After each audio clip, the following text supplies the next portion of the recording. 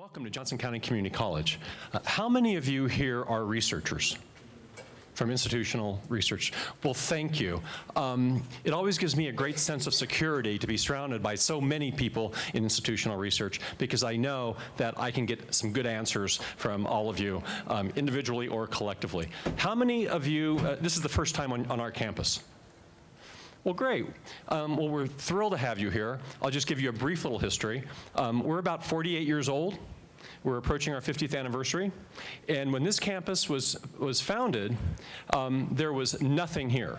This was all pasture, prairie, and our trustees bought 243 acres for $3,000 an acre. What's phenomenal about that is that 1 acre today, well, I couldn't tell you how big an acre is, but if you go across the street to one of these strip malls, and you wanted to put in a Jiffy Lube, it cost you about $1 million for that tiny little plot of land. So that demonstrates the vision and the foresight and the courage that our trustees had 48 years ago, and also our trustees that they have today, because we're very fortunate here to have outstanding leadership and an outstanding staff, because we think we're an outstanding college. Now, aside from trying to stand up here and promote the college, which is what I'm supposed to do all the time, my main function is to introduce Dr. Weiss. So let me read a few things about him. Dr. Weiss is all about student success. He has been that way from the beginning as a faculty member and vice president of the college's learning division, and now as president, an office that he has held since 2011. Today, Dr. Weiss is a national leader in statewide initiatives such as Knox Achieves, Tennessee Achieves, and the Tennessee Promise, something that we all talk about, it seems like, every day in regards to some of the great things that are going on nationally. All of these initiatives fundamentally expand the opportunity for student success in the classroom, on the campus, and in the workplace, and in society. His leadership has earned his campus great recognition and a number of high-profile visitors, as he has welcomed President Obama, Vice President Biden, and Dr. Jill Biden to his campus in January of 2015 to unveil America's College Promise. On his campus, he realizes the benefits and impacts of student engagement as he promotes high-impact practices like service learning, study abroad, and experiential learning. Here's a little bit of biographical data about Dr. Weiss. He earned his PhD in history in 1997 from the University of Tennessee, a master's degree in U.S. history in 1993 from Wake Forest University, and a bachelor's degree in history and business economics in 1990 from Wofford College. After his address today, he's going to conduct a seminar on the 2016 presidential election. We'll all be anxious to hear your commentary on that. Dr. Weiss is married to Lynn and has 3 children.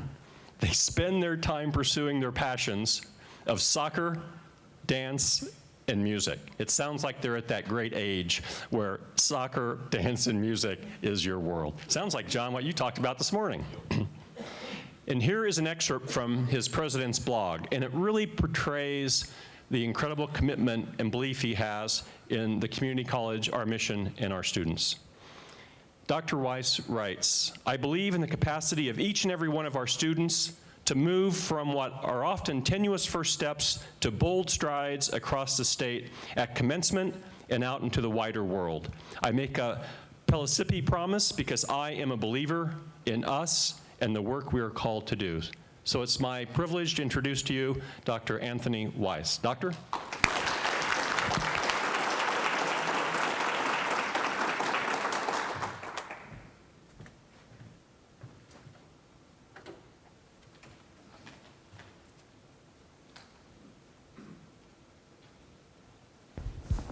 We good? All right.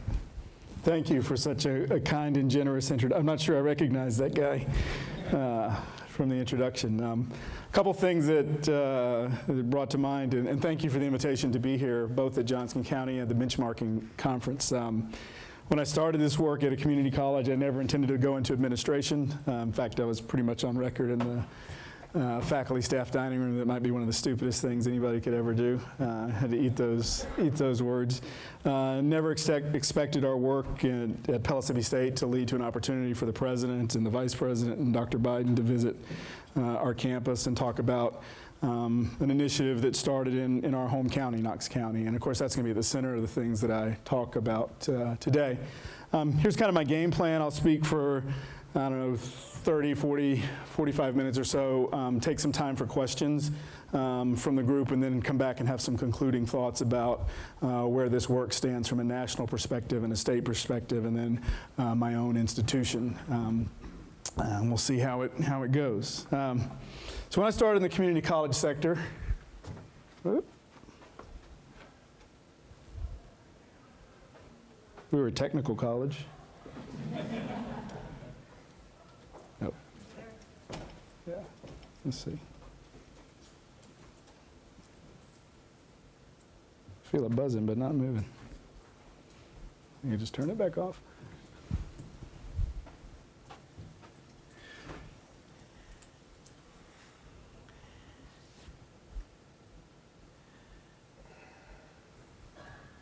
So we'll go back one. Good. Do that one. Okay. Yep. There we go. So I started when I started in this sector, I like to think I started at a place called Access Community College. Been in this industry for about 20 years. The time I started, the majority of our funding came from the state. The rest of our funding came from a small portion that was set aside for performance funding in Tennessee, about 5% of our total budget. And the rest was based on enrollment, tuition, dollars generated by students. Our state funding was determined at the 14th day, and that drove the dollars that state resources would provide for the institutions within the state. Does that sound familiar to anybody else? Anybody else started Access Community College 15 or 20 or 25 years ago? That's certainly the institution that I walked into as a history faculty member at that time. We did a lot of things to drive enrollment. We had these crazy registration sessions right before fall semester and spring semester started. We would be happy if there were 600 or 800 people waiting in line to sign up for classes on those days. You know, we'd have these big days. Oh, we're gonna have a great turnout for registration today. We got people waiting out in the hall, and we got to figure out how we're gonna provide customer service. And these people are waiting for hours just so they can get the kind of English and history and biology classes they need. Oh, this is a great sign. We're having a great fall semester because it looks like enrollment's gonna be strong because people are waiting for hours to get into to our institution. We didn't really have a cutoff for registration. In fact, we had a very formal late registration process about who students needed to see if they wanted to get in the institution on the second day or the third day or the fifth day or the eighth day of the semester, because we were driven by enrollment. In fact, we still have sort of a vestige of that, an artifact from that era. Once I moved into administration, we get this daily enrollment report that talks about how many students have registered and what campuses they're on and what programs they're in, and we still get that even though we're no longer driven by that kind of enrollment. When we had new campus locations, I described them as access points for the college. So whenever we brought in a new access point on time, we created programs and really we created a collection of courses that allowed students to start pursuing an associate degree, but ultimately they'd have to come out to our main campus in order to finish that degree. It really was thinking about access. It's not that we didn't care about our students, and it's not that we didn't care about their success. We did a lot of things to try and support that, but our funding and our orientation and the focal point of our mission really was towards access. I think we took great pride in the fact that the student body population where I worked very much reflected the community. We were successful in creating access opportunities for all of the people that lived in our service area. We celebrated the success of our students, but we were an access institution. And of course, the place I started was Pellissippi State. If you want to kind of look at the numbers, the Access Community College I've been talking about is Pellissippi State. We're one of 13 community colleges in the state of Tennessee. Right now, we're in the Tennessee Board of Regents system, along with 27 technical colleges and 6 regional universities. Although one of the governor's big initiatives this year is to pull those regional universities out of that system, allow them to create their own governing boards through a piece of legislation known as the Focus Act, because he believes that community and technical colleges are the focus of his Drive to 55, one of the initiatives that we'll talk about today. We're located in Knoxville, Tennessee, which is Big Orange country. There's some benefits to that. It's pretty easy to sort of hide underneath the radar in Big Orange country, because if it's football season or Lady Vols season, or there's a lot of media attention on that. So our most important transfer partner wasn't even a member of our own system. So when we thought about the success and transfer of our students. Since the early 90s at Pellissippi State, probably 60% of our enrollment was based on students interested in transferring. And if you asked them as they came through the door or stood in line to register for 3 or 4 hours at one of those registration events, probably 98 or 99% of them would say, where are you going to transfer? They'd say the University of Tennessee. Never really given it any thought, but they were coming to Pellissippi State. They were going to take some classes. They may or may not get a degree, but ultimately they wanted to end up at the University of Tennessee to get their bachelor's degree. About 25% and this to 30%, depending on the strength of the economy, of our students were enrolled in our career technical and workforce programs. Historically, we've been strong in engineering technology, media technology. Knoxville is one of the largest producers of media content in the country for cable television. I'm not exactly sure that's something to brag about, but it is true. We do have HGTV, which has great programming, and Scripps Interactive. So there are lots of industry around that, and that's one of the particular characteristics of our program. And then 10 to 15% of our student population was transient. And certainly in the 90s and early 2000s, a lot of that was student population that we just passed back and forth between the University of Tennessee. So they'd come take a semester with us and flip over to the university and then come back or come with us in the summers, and a lot of movement between the institutions.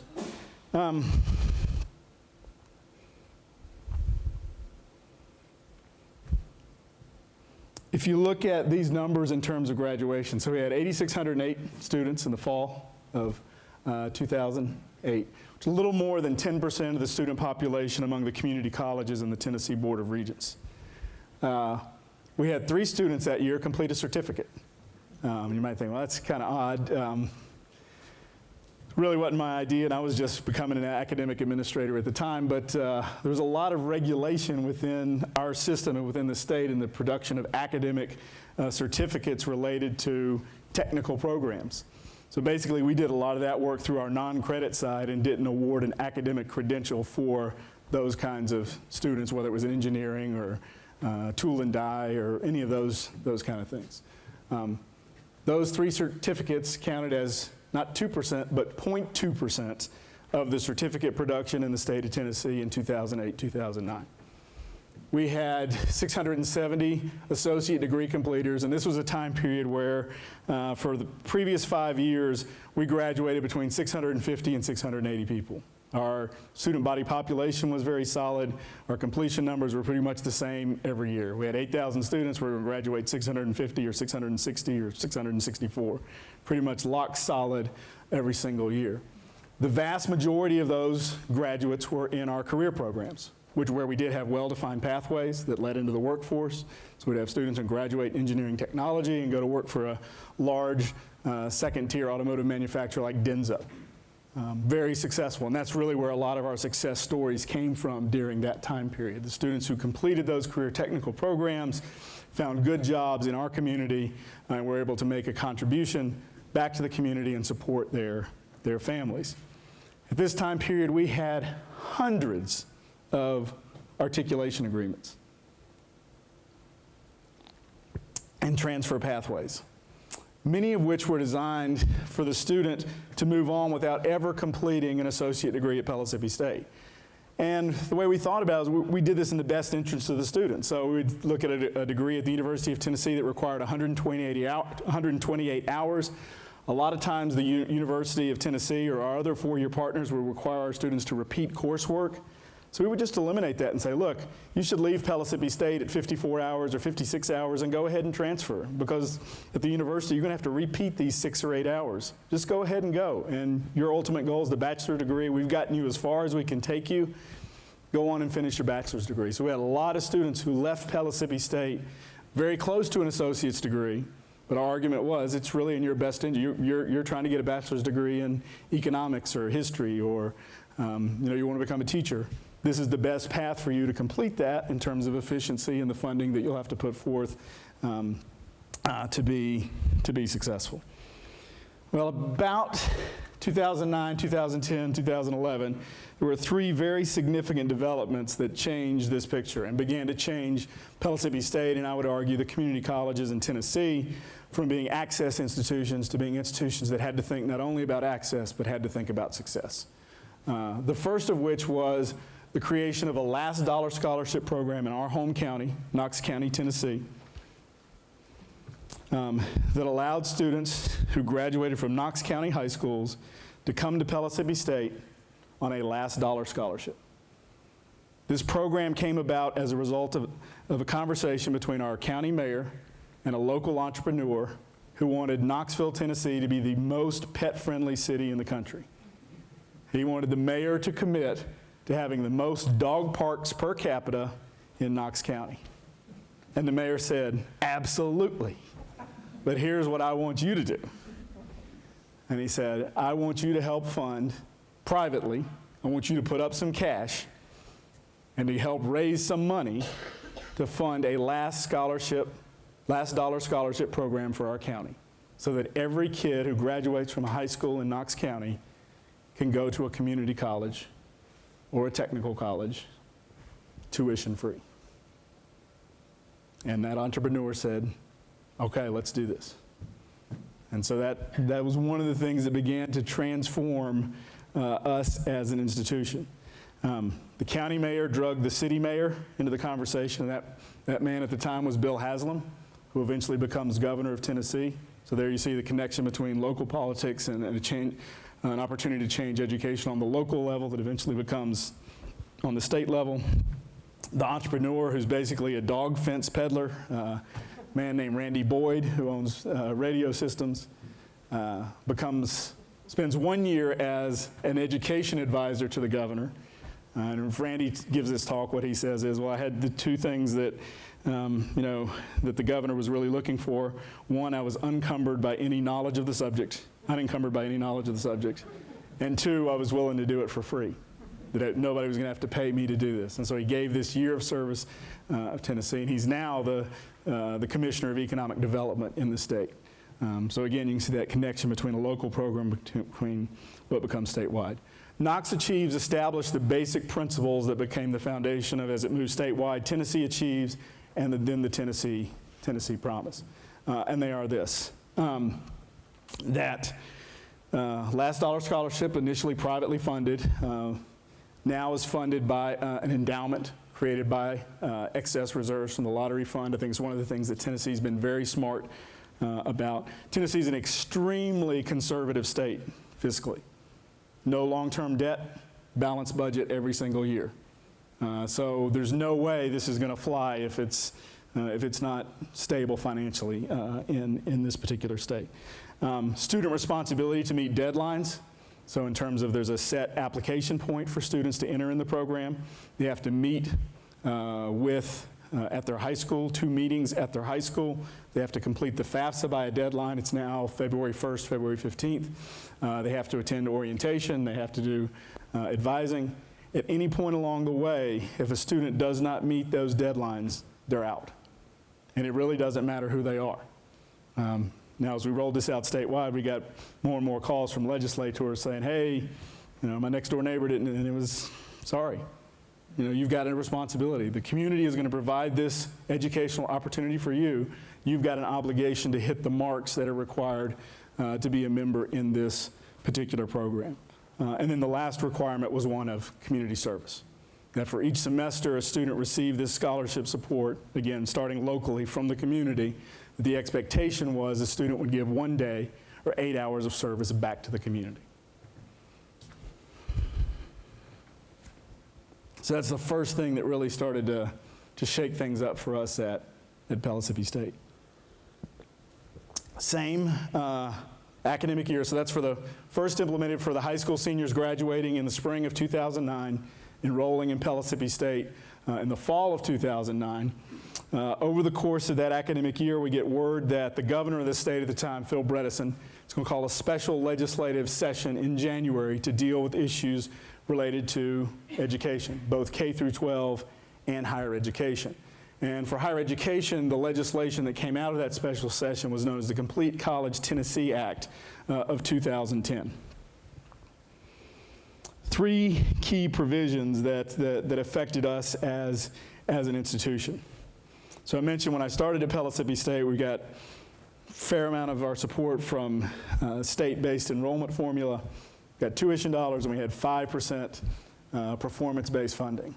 Complete College Tennessee Act, 100% performance-based, outcomes-based funding. So if you look at those numbers, for us as an institution, it's pretty scary. Pretty scary. But 100% outcomes-based formula for the community colleges, the universities, state universities in the state of Tennessee. Second thing that came out of this was called for the governing boards, the systems of higher education within the state to establish Tennessee transfer pathways. So clear programs of study for students entering the community college so they could know when they entered as a freshman what they needed to do in their 2 years of coursework at the community college. Of course, we know 2 years is often 2.5 or 3 or 3.5 years, but what they needed to do in the 60 hours they were going to spend at a community college in order to transfer to a state college or university. One of the troubles our students always had was, if they started with us and they thought they're going to the University of Tennessee and changed their mind and decided they were going to East Tennessee State or Memphis or Austin Peay, those requirements over the course of the first 2 years would change. This piece of legislation changed all that.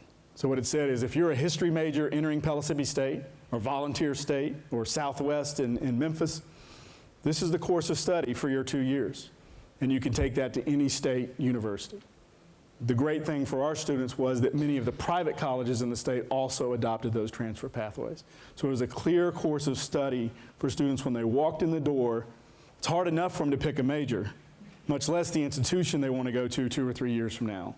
But now they can at least focus on, hey, I want to study history, I want to study economics, I want to study accounting, I want to study finance. Here's the pathway. And then you can make a decision about where you're going to go as you go over the course of your academic career at the community college. And the third thing that began to happen was a push for greater coordination among the community colleges in the state. We had been part of a system within a governing board, if you will. So we'd always been, got the 6 universities, the 13 community colleges, 27 technical colleges. But the desire of this legislation was that the community colleges would work more closely together to see if you could push some system-level reforms that would make significant change for our students. So Knox Achieve starts the class of 2009. Governor Bredesen, one of his final acts in his term in office, calls a special legislative session and pushes through Complete College Tennessee. And then the fall of that year, former city mayor of Knoxville, Bill Haslam, is elected governor of the state. And almost immediately, you begin to see education push towards the front of his political agenda.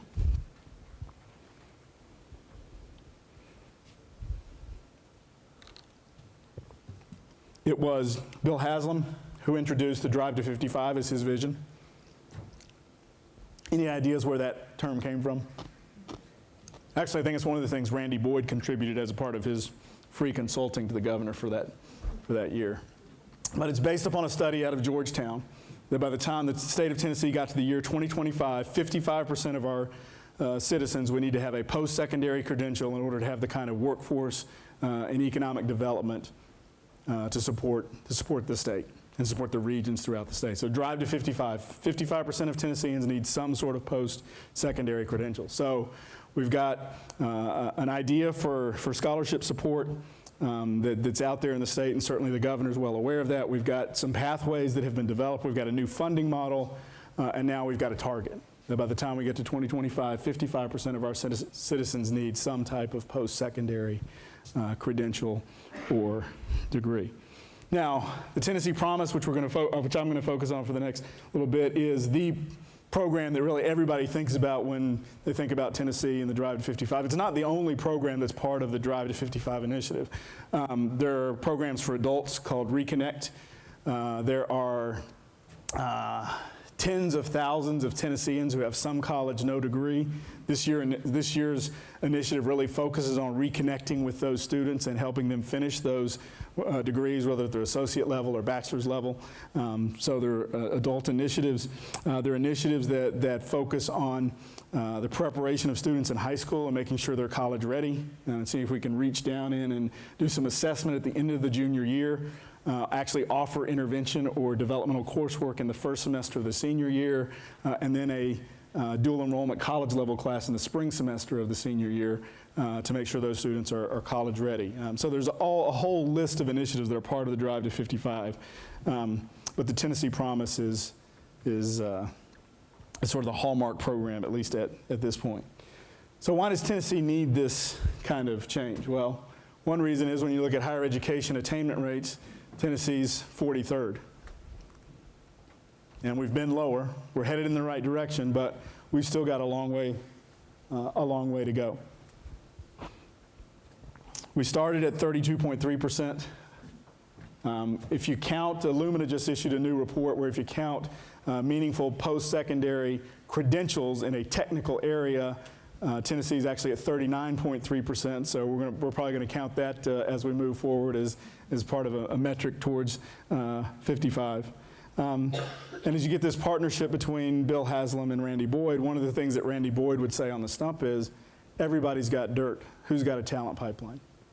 And so he really began to talk about Tennessee Promise as the talent pipeline for the state of Tennessee, getting young people involved in programs that will allow them to be successful themselves, support their families, and then make a contribution to the workforce.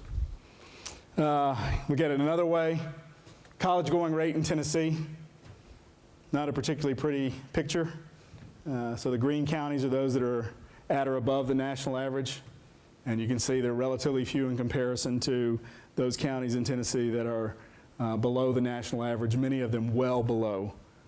We have a number of rural counties that have extremely high unemployment rates, extremely high poverty rates, and extremely low participation rates in post-secondary education.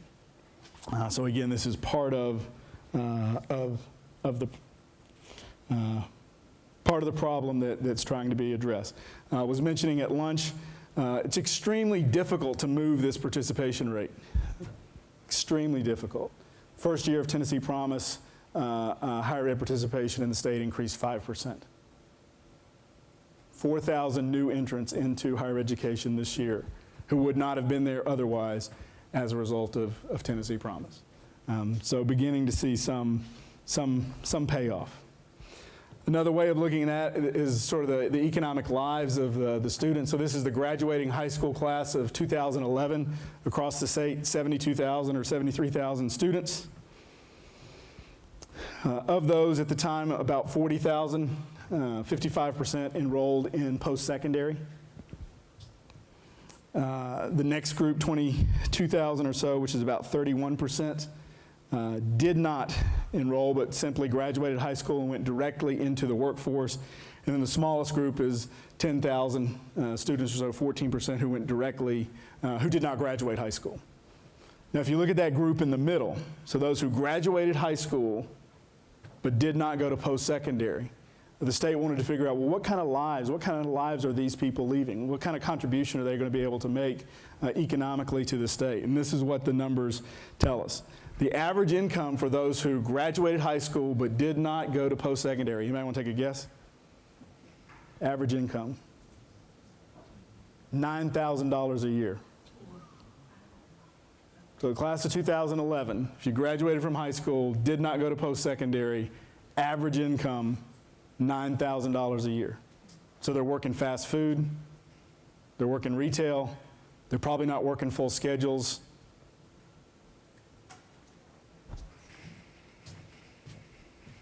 Of that group, only 16% of them have a chance of making above minimum wage. So the vast majority, above 80% are making minimum wage. And really no way out unless they get back into post-secondary. So those are some of the reasons why the state of Tennessee has made the investment it has in these educational reforms, and in particular, Tennessee Promise. So how does it work? I think the first thing that I would say is Tennessee Promise is not a scholarship program, or at least not a scholarship program alone. If you look at many of the students who participate in Tennessee Promise and are fully invested in the program, the reality is many of them could have gone to college free without Tennessee Promise. And many of them do go without having the state have to interject its dollars to support them. Tennessee Promise is a program that is about access and success. It's not just about the dollars.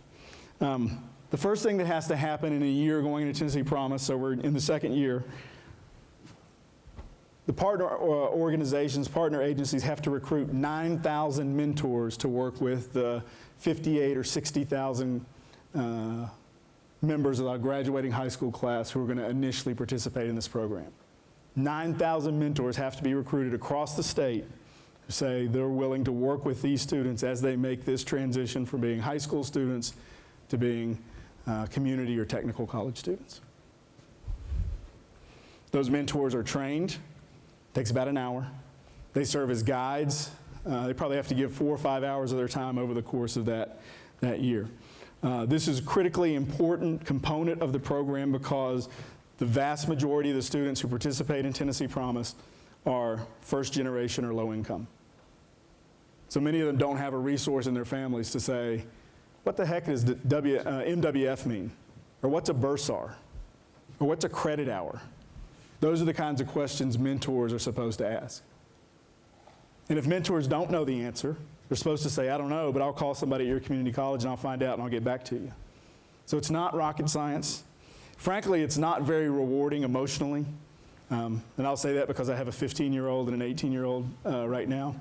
So there's not a lot of touchy-feely going on in terms of getting an emotional connection with these kids. You send out an email, you're probably not getting anything back. You send a text message, you may get something back.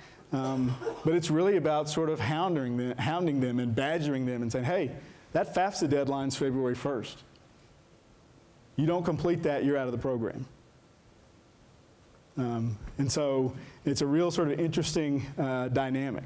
Some mentors have been better at that. I've not been better at building that sort of strong relationship with the students that I've worked with. But they've gotten into the system, they've gotten into the college, and that's really what the program is designed to drive. Students must complete a FAFSA. And this is really where the state provides the stability for the program. So it's a last dollar scholarship program. So when students complete the FAFSA, the first thing that happens is we determine if they're Pell eligible.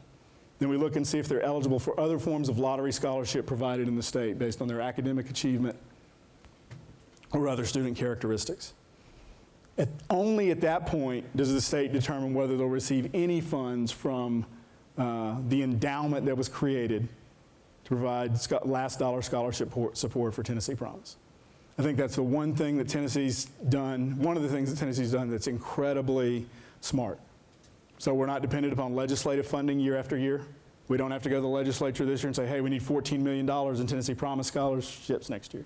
We got a $360 million endowment to drive this program, hopefully in perpetuity. I think it's very, very solid footing from a financial standpoint. It actually came in under budget the first year.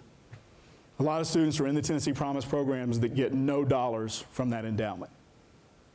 Their tuition's covered by Pell and other state funds that they're eligible for. Promise also includes other programs to help foster student success. So there's a bridge program that's run by each community college Again, we got some practice at Pellissippi State early because we're partnered early on with Knox Achieves, but we run a bridge program for 3 weeks that allows students to retest in the areas of reading and writing and math. All of them don't test out or test into college level coursework, but over the course of the last several years, more than 90% have improved their academic standing, so they could start further down the line. So again, not just scholarship, but other kinds of support for those students. Required orientation. If you're going to a Tennessee Promise School, you're coming to orientation, you're going to find out what's expected of you. Intrusive advising is becoming more and more part of the program and the plan of action. Not just access for those students, but really creating a framework for their success once they hit the community college. This is sort of the time frame. November 1st, they have to do an application. January, they have their first meetings at their high school. February, they have their FAFSA deadline. March, they have another mandatory meeting. In August, they have to make sure they've reported their community service and start classes at the community college. They miss any one of those marks, they're out of the program. Any one of those marks, they're out of the program. I want to talk about one enormous change for us at Pellissippi State. So I mentioned when I started at the college, we had these huge registration events, 600 or 800 students waiting in line. We don't have final registration anymore. Everybody we serve in August walks through the door and can be served in our advising center. We do not have a final registration event in August anymore.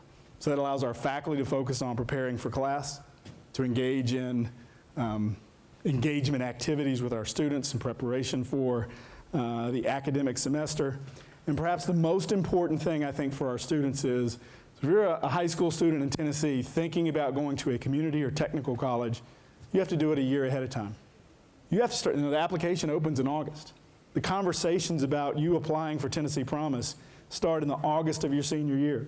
So the kids who end up at Pellissippi State and Vol State and our technical colleges, they're going through the same sort of mental gymnastics as the kids who are going to Vanderbilt and other four-year colleges and universities. They're preparing a year ahead of time.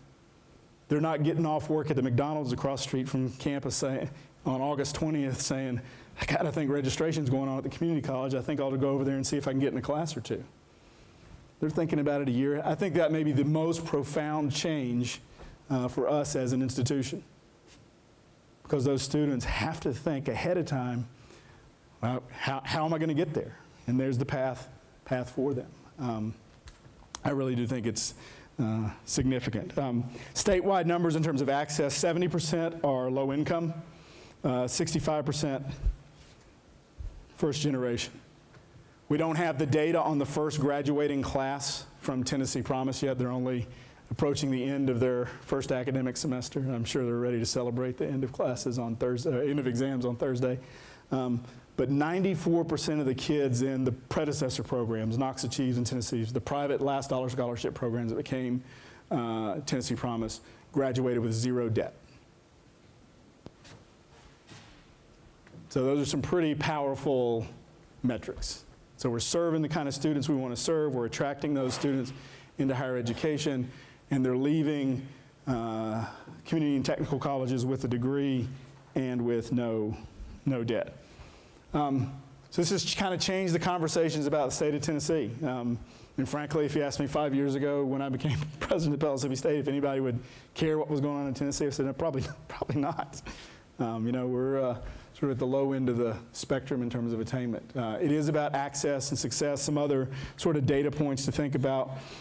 Just finished our first year with Tennessee Promise kids. Statewide, fall to spring persistent was 80%. So many of those students stuck. That's an increase of about 8 to 10% over previous years.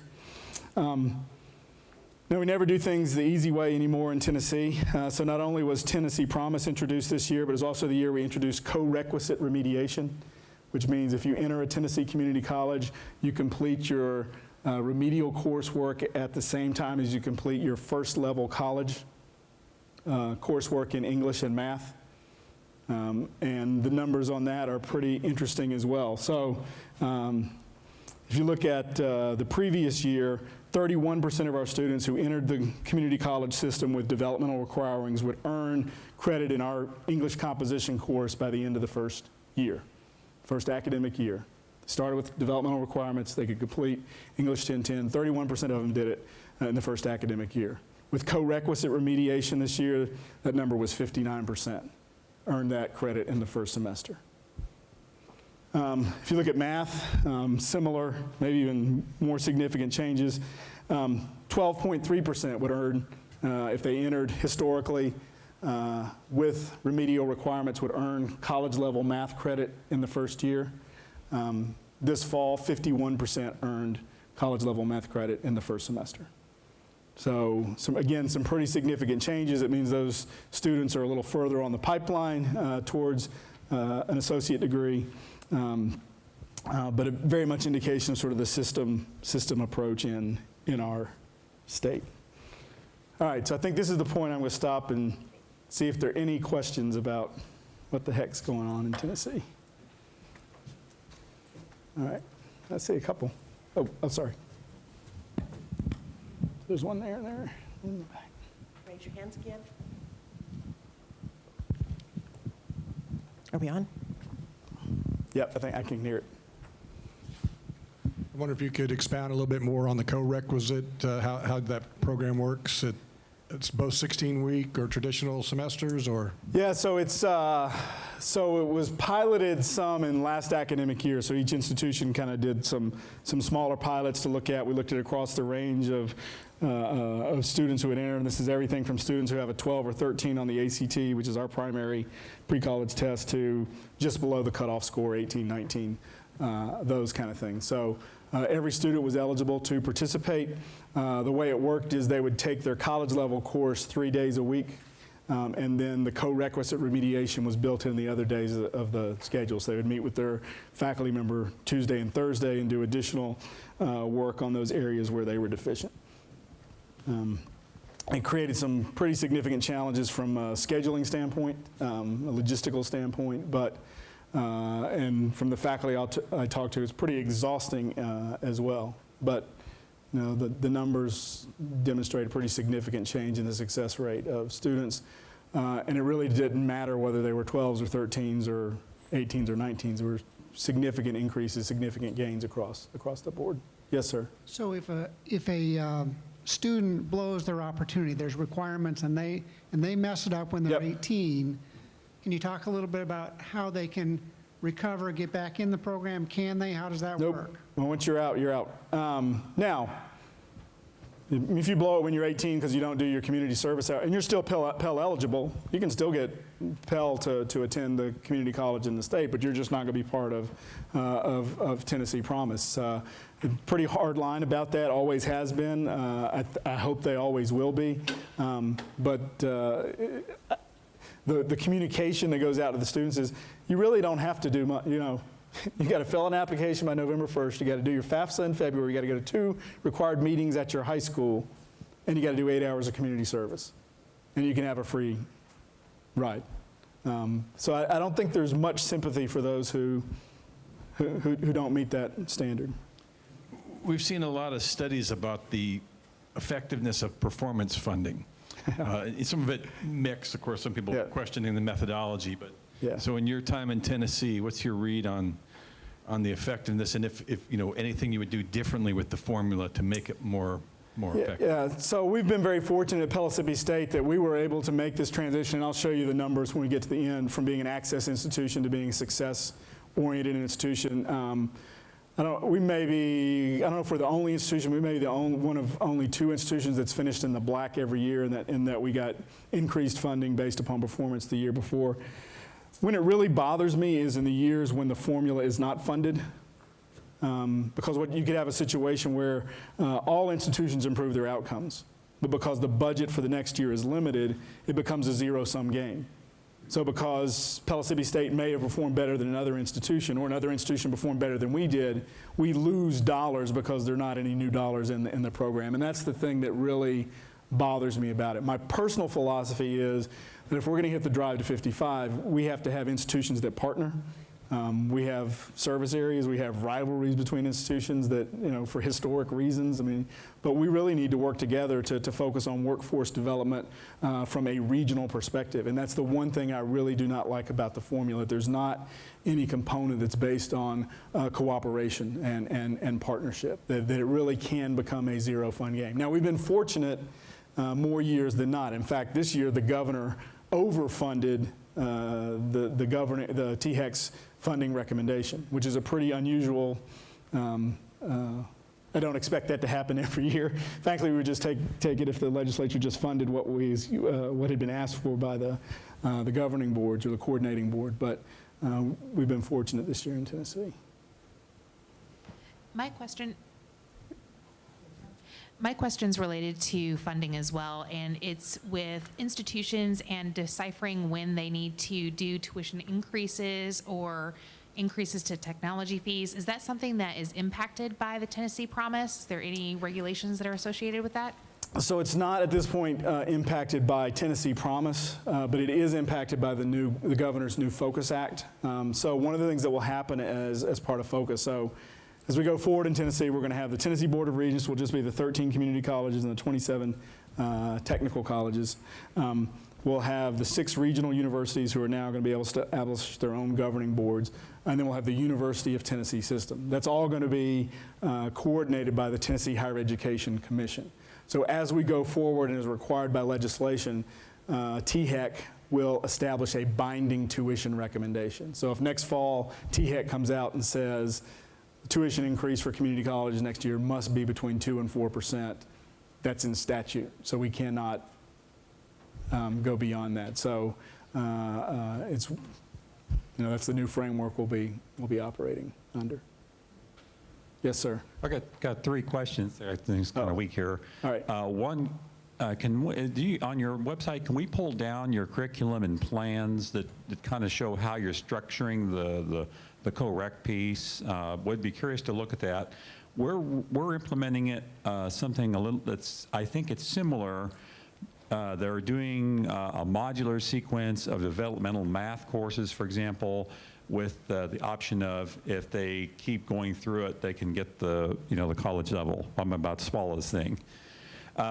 So I'd like to be able to look at that and take that back to our people. We're on a Focus grant, an F grant to do that.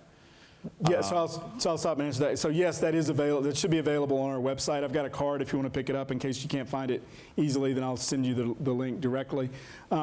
So when we went through this system of co-requisite remediation, it's not like we had not done anything in the state of Tennessee. In fact, we had made great strides through that modular system that you had just talked about, where students could enroll in developmental coursework. They could complete as many modules as they wanted to.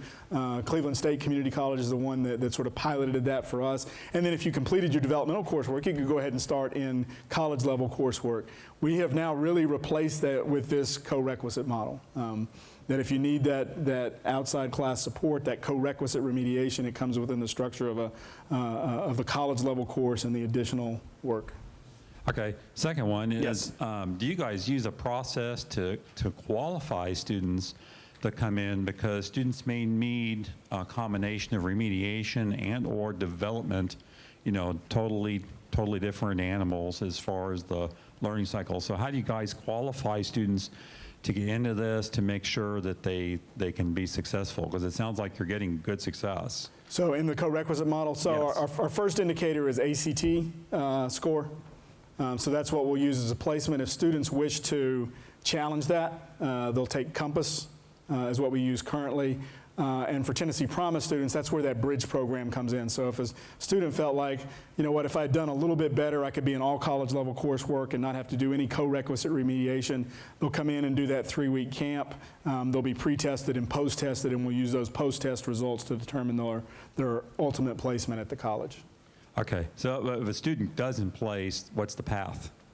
If they do not place, If they don't make your cut, what's the path for them?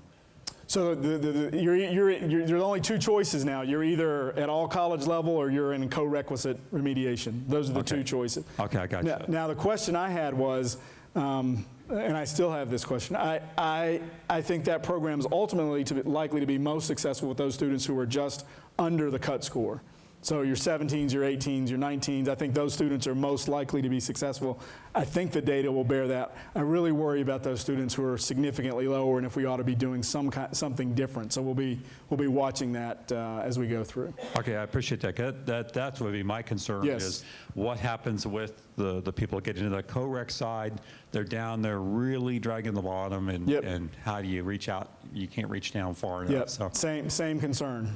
My third one, and I appreciate your answers here, is have you received specific student feedback or anecdotal data that from students or other stakeholders that would lead you to understand, have a better understanding of what is the factors that are causing this model to work, whereas you and I both know developmental classes in themselves are not necessarily a path to completion?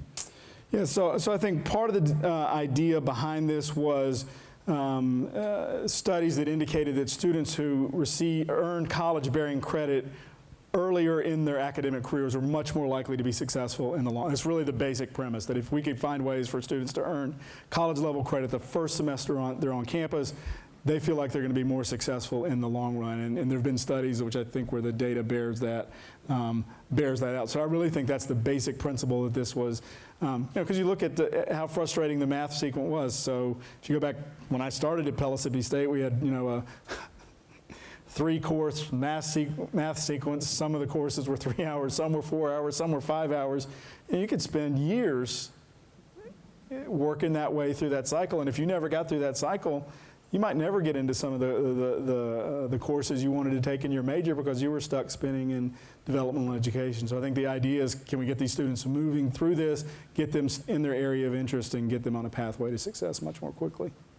Appreciate it. Just one more question is, you showed us your numbers in 2008 and 9. So how do they look now? You'll find out in just a second. Find out. I was very impressed that your students don't graduate without debt. Do you have any programs that help them out with housing or food? This is one of the other things. So we don't have any programs for housing, but it's been an interesting part of the conversation. So as we started working with Knox Achieves and Tennessee Promise, there's been and become aware of who these students are in terms of first generation and low income. We've actually had a couple of interesting things happen on campus. One is we had our faculty form a reading group on campus about serving under-resourced students. And so this has been going on a couple years now. We do poverty simulation. We really try to talk to, actually we have our faculty talk to each other about the students that are in front of them and things that they might need to think about. I know I was certainly guilty of this as an instructor. Well, the class starts at 11 o'clock. You should be here at 11 o'clock. I really don't want to hear anything about it. Without ever thinking, well, this student may be living 2 bus transfers from here. They're not going to get here at 11 o'clock. That we need to figure out ways of trying to accommodate those students who are under-resourced and have significant challenges, even though tuition is now not free. And I'm sure you're going to hear this on Thursday when Sarah is here, because I was at a panel discussion and got to hear. It's more than just free tuition if we're going to have success, especially for our students who face the most challenging economic circumstances. Any more questions? Raise your hands. See if I can get there fast enough.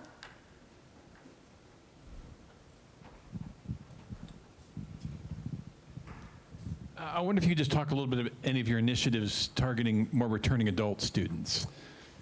Yeah, so we're kind of knee-deep. This is a little later on in there, too. So we're kind of knee-deep in this because we are now the largest community college in Tennessee. So we have 10,325 students that started this fall. But that's really a function of growth related to Tennessee Promise. As the economy is improved in the state, and this is true for Pellissippi State, and I think it's true nationally, it's true for the other community colleges in the state, our adults have gone back to work. So our average age has dropped in the last 4 years from 27 or 28 to 23. So it's apparent when you look at our classrooms that we've got some issues. So again, we had faculty take the initiative and actually did a study this year of our adult student population, what we do well, what our challenges are. We've got a strategic planning retreat coming up in 2 weeks, and that's going to be what's our adult strategy going forward. Some of it's looking at how we deliver online and what kind of supports are available for adult students. We've had some small programs that have been remarkably successful. We have one called Project Making Graduation Attainable that's geared towards non-traditional students who've completed 45 hours at the college and providing both the financial support, because they're not eligible for Promise, to see their way through the completion of the associate degree at 60 hours, and a social network. Our success rates in that program generally run between 85 and 90%. So we identify those students, we target them, we invite them to join this group, we provide them scholarship support. I have a kickoff dinner with them at the beginning of the year. We have celebrations when they get to graduation.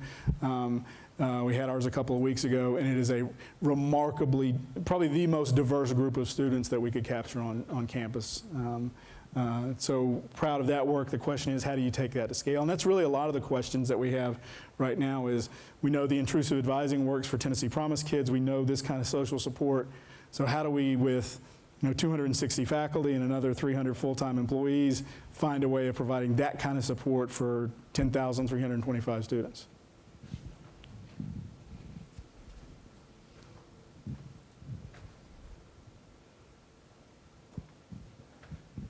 All right. Yeah, so we'll roll on a little bit and then see if there are any other questions when we wrap up. So,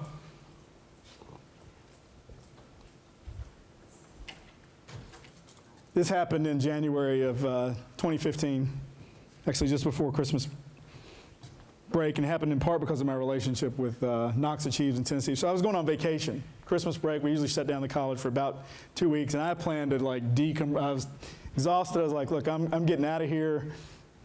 Don't want to be bothered. I'm not checking the email, not going to check my voicemail for a few days. So the Monday before Christmas, and Chrissy D'Alejandro, who's the executive director for Tennessee Achieves, the partner agency for Tennessee Promise, and she'll be our commencement speaker Friday, she calls me and she goes, on Monday afternoon, the first day I'm out just trying to relax and enjoy being off, she goes, what are you doing? The White House is trying to get a hold of you.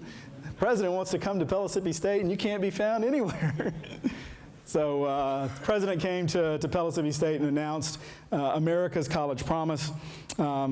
Labeled as tuition-free for responsible college students. There's a GPA requirement in this notion of America's College Promise of 2.5. Not the same for Tennessee Promise. If you're on course to graduate, it's a 2.0, you're eligible for Tennessee Promise. And I love that, because the reality is those kids I shake hands and give their diplomas to on Friday, their diplomas look just like the kids who have a 4.0. They've met the requirements that we've set the degree, and they're eligible for that program. But the America's College Promise, responsible students must have a 2.5 GPA. One of the things that I like about America's College Promise is it provided a pathway for part-time students that we don't have yet in Tennessee. It allowed adult students to be part of the equation that we're just now working on in Tennessee. As initially unveiled, required colleges to adopt promising practices, and frankly, I imagine every community college in the country is engaged in the search for those promising practices to make sure their students can be successful. It talked about shared responsibility in terms of federal dollars and state dollars supporting these kinds of last dollar scholarship programs. The most disappointing thing for me on the day was probably before even the door got closed on President Obama's SUV, legislatures were already saying, well, this is never going to work on a federal level. And maybe that's true. But clearly there's an indication that it can work very well on the state and the local level.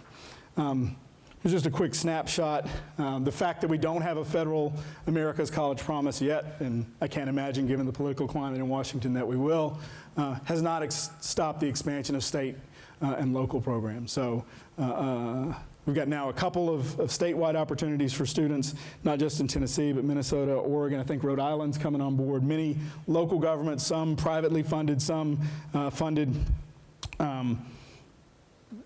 The federal government made some announcements this week about the $70 million that have invested in these kinds of programs and initiatives across the country. If you're not aware, there's now $100 million in grant funds that are available for initiatives related to job-driven training grants that are part of this particular initiative. There's social media campaign with the federal government, Heads Up America, about free tuition, and there are advocacy groups like the Campaign for Free College Tuition that are out there to support this particular notion.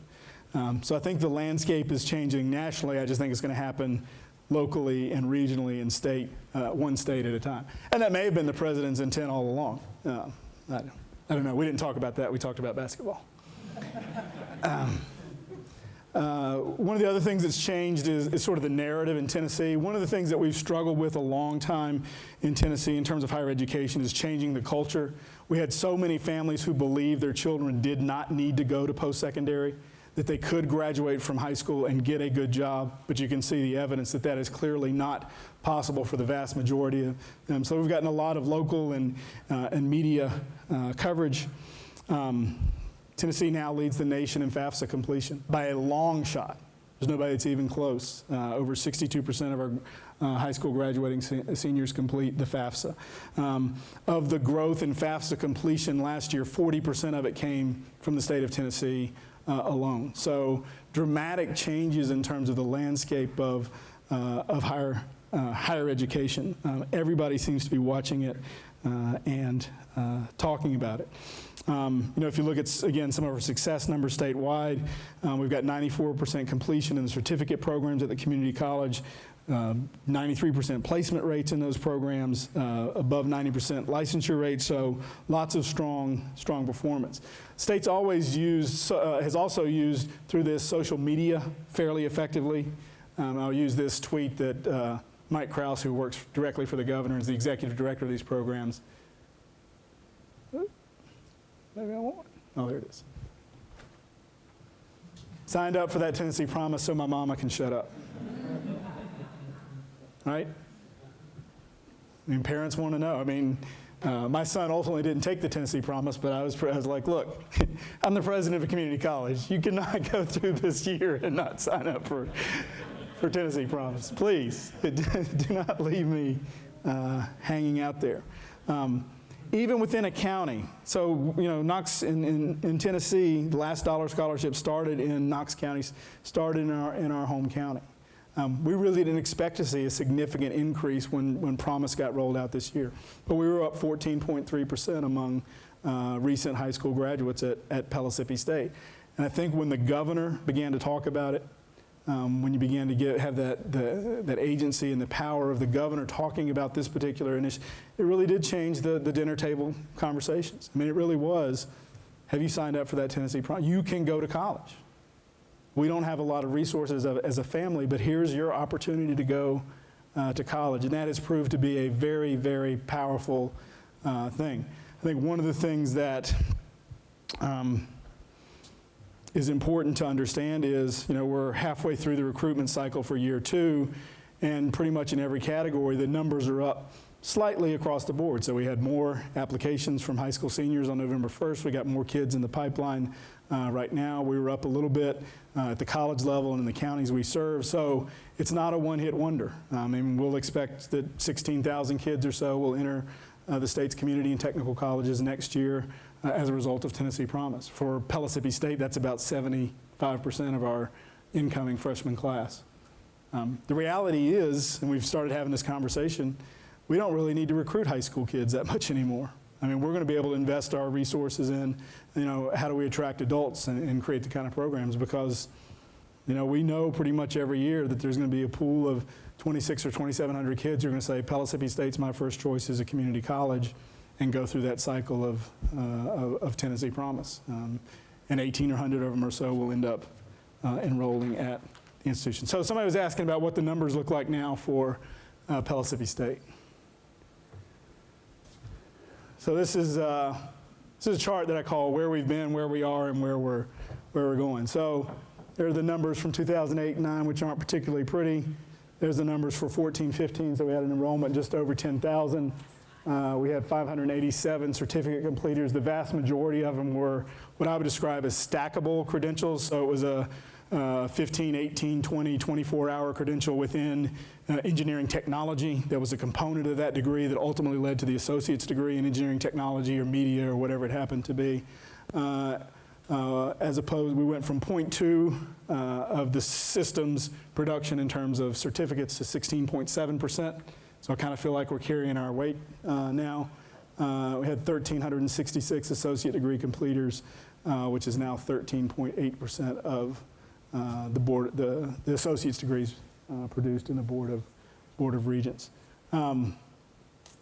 Excited about this year's numbers. Here's another way, and this is what the board expects of us by 2024, 25. So we have a metric. It's broken down by every institution of the board as a system. Before they pulled out the universities, that we knew that 43,202 credentials needed to be awarded by Tennessee Board of Regents institutions in 2024, 2025 if we're going to hit the Drive to 55 mark, and they've broken it down by institution. So that's what expected of Pellissippi State. We'll be an institution of roughly 12,000 students, 682 certificates, 1,669 degrees.